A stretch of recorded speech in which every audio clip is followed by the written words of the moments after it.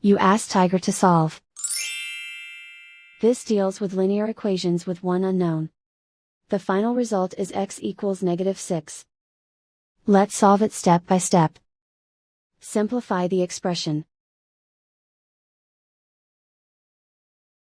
Group all constants on the right side of the equation. Add 6 to both sides.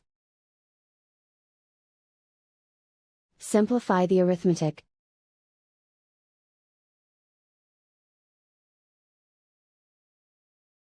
Isolate the x. Divide both sides by 6.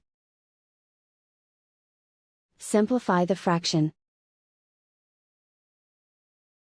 Find the greatest common factor of the numerator and denominator. Factor out and cancel the greatest common factor. And so the final result is x equals -6.